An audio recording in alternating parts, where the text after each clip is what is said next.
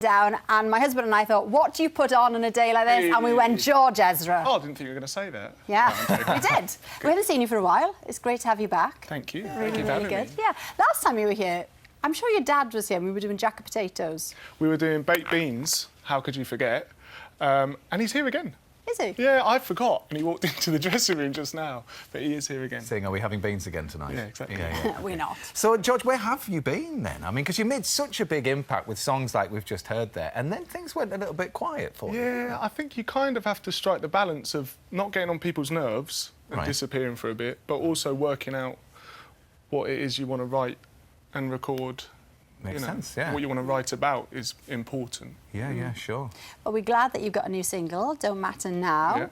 Yeah. You know, I've never been behind a wheel, so I was like, this is great. Yeah. And then he said, George, just remember to turn the steering wheel when we turn corners, because otherwise it looks absolutely mental, because it just looks like you're shifting around corners. It was a good crack doing it. So this song, then, I mean, it's going to be big anyway. But I mean, obviously, there's a certain amount of trepidation you're going into it if you have been away for a while. When did you write this song? And it's funny because me saying I needed this time to write, I actually wrote this song at the end of 2015. So it's one of the first songs, if not the first song, that I wrote for this coming record. Right.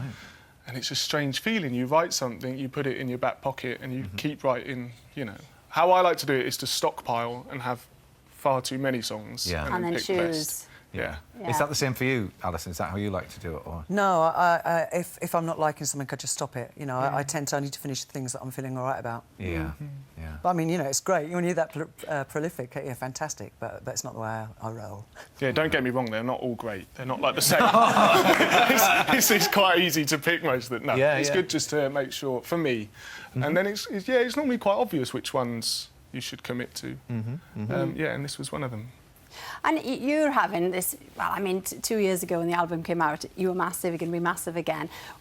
You know, looking at George now, Alison, coming back again, would you have preferred to have your breakthrough now or back in the 80s? Because there's two very different times musically, isn't it? I would say back then, but I think what he was saying is right. You know, I think, well, it's a weird thing, you know, the fact that you'd call it a comeback. You know, if he was writing a book, you'd just think he's working on his book. You wouldn't call it every time he had a book out a comeback. Yeah. But it's wise to take your time because, you know, especially when you do have hits, which is what you're having, is they live with you for a long time. And so you've got to be sure you're going to be on a plane that for 30 years because it does your head in otherwise. You have to be kind of selfish because you have to just think about yourself for a long time while you're writing. Yeah.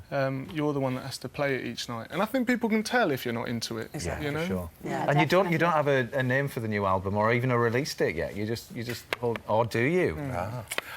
There will be a name for the album when it's out, I'm sure. Right. You can tell everyone what it is if you've got it on your mind. You want to get it off your chest. It's entirely up to you. Now, looking at your social media, George, we know that you do enjoy when your fans share a positive story. And we're the same here, aren't we? We love a bit of good news. We really do. So we've got some guests in the studio.